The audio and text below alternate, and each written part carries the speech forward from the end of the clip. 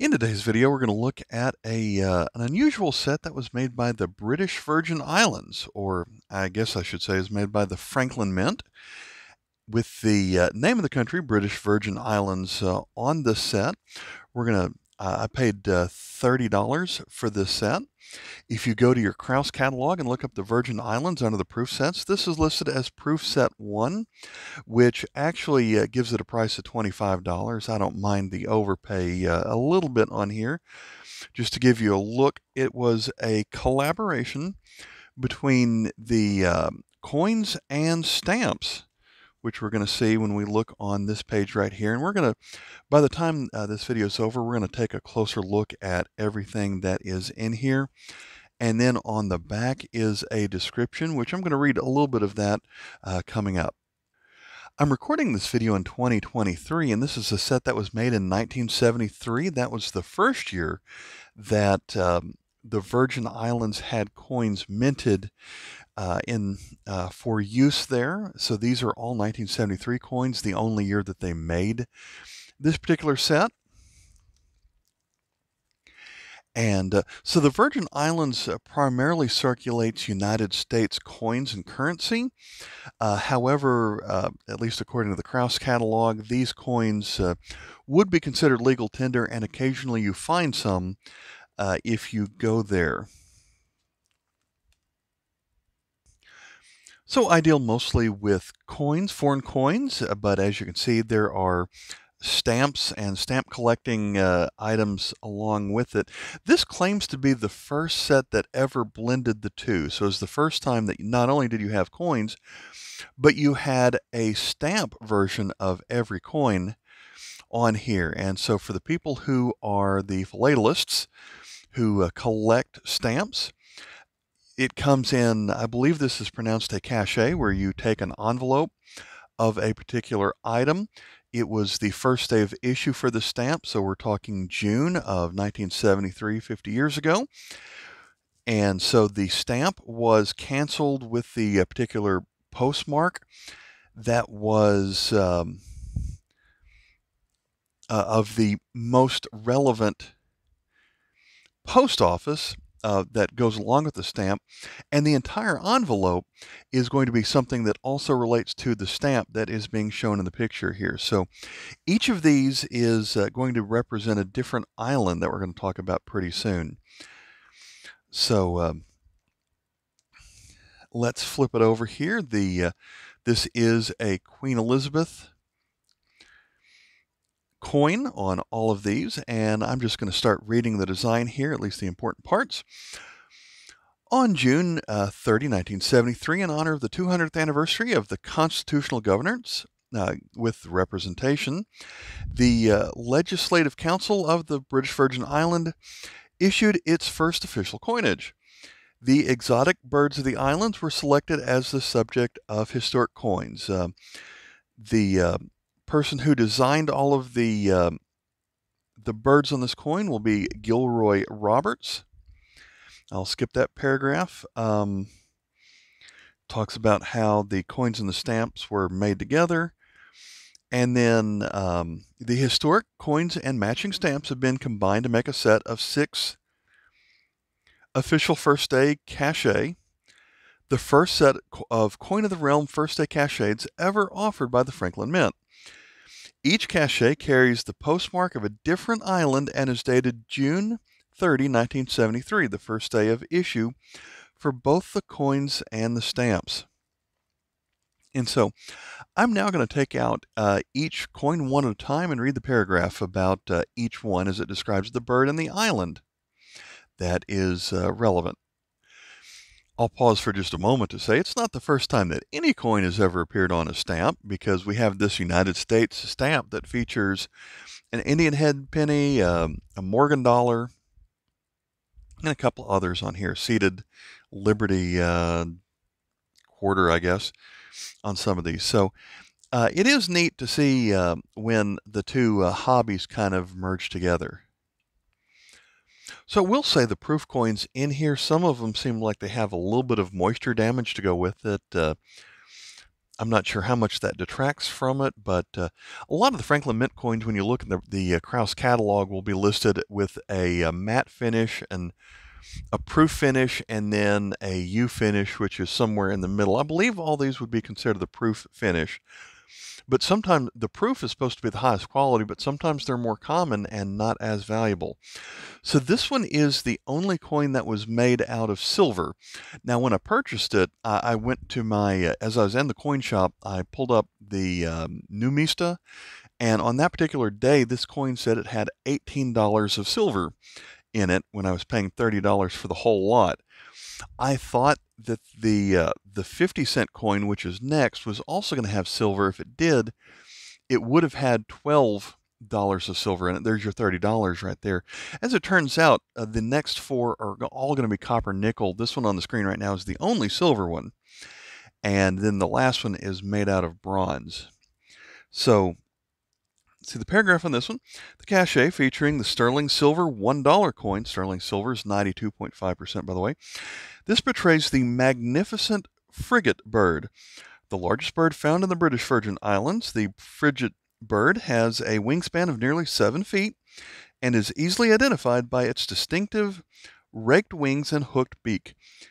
This cachet was postmarked on Tortola, the largest island and the location of the capital city, Road Town. The 50-cent piece features the brown pelican. Noted for its elastic-like pouch, the comical-looking bird is found all along the island's coastlines. The cachet has a postmark of the coral island of Anegada.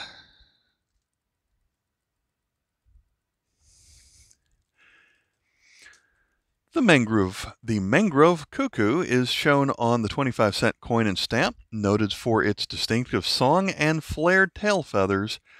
The 12-inch high gray and brown bird is usually found in mangrove trees and shrubs along small streams. The cachet has the cancellation mark of Jost van Dyke, the island renowned for its 2 fine beaches. I'm having a little trouble figuring out how to contort my body to hold this in front of the camera and reading the paragraph about it, so bear with me in case I get this off the screen. But let's see, we're ready for the 10-cent coin. The cachet containing the 10-cent coin bears the postmark of Peter Island and features the ringed kingfisher. The migrating bird is readily recognizable for the distinctive white ring around its neck, for which it is named. It is familiar to the people of both the United States and the British Virgin Islands. So, make sure you get a good look at that one. And the stamp that goes with it. We'll move up to the 5-cent.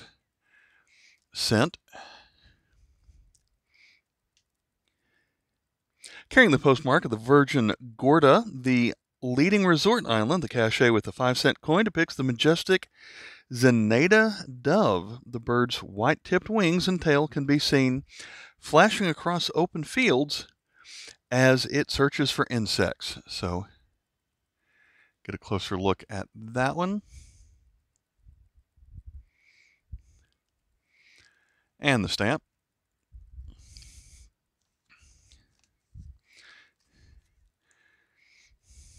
Then here is the 1-cent coin, the only one that is made out of copper. Appropriately, the green-throated carib and the Antillean crested hummingbird, 2 of the island's tiniest birds, are portrayed in the smallest denomination, cachet, as they flit among tropical flowers. These 2 birds delight the islanders. The cachet containing the 1-cent coin has the postmark of Marina Cay, one of the smallest inhabited islands of the group. Get a close-up of the actual coin itself. And the stamp with the postmark. So it's my understanding that oftentimes with postmarks like this, especially first day of issue, what they attempt to do is to put the cancel mark over just a tiny little corner of the stamp so that it is officially canceled, but it doesn't ruin the so you can still see most of the stamp without ruining anything. And as you scroll through these, you see how it's just barely touching on any of these. I didn't get a close-up of some of these earlier birds, so let's see what we have here with the $1 coin. As it turns out, I had this one, but I probably bought it in proof condition.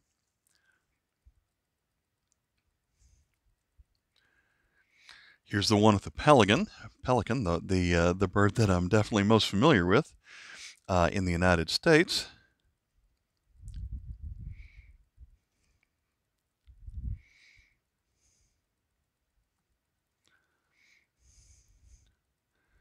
I'm not familiar with this bird really that much. And we got close up with these earlier. I have seen kingfishers occasionally here in the United States.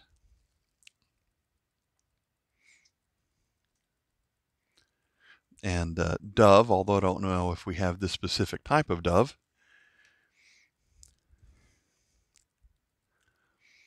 And then the 1-cent coin. I assumed that I had most of these. As it turns out, I only had a couple of them. I definitely had the dollar, but in a non-silver version. So let's flip it over here and see the portrait of the queen with a close-up.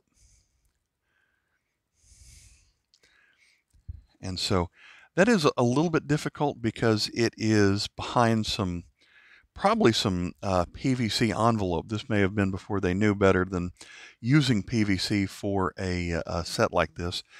The back of the envelope includes this certificate of authenticity, if you are curious about that. Queen might be a little bit clearer on that one. More of the mirror-like surface is actually mirror-like on this one, and you can see the matted look of this one.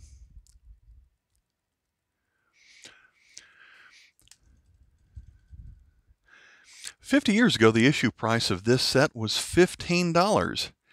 And now that it books for $25, or something that I would purchase $30 for, then it kind of shows that is it worth to double your money in 50 years? Probably not on something like that.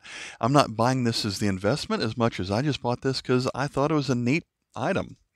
I was hoping there was more silver in it. I didn't realize that I was wrong about that until I got home, but I can't say that I've ever seen a coin and stamp combination like this. I just sometimes occasionally dabble in foreign stamps, but it's really the foreign coins that I'm the most interested in. All right, thanks for watching. Bye.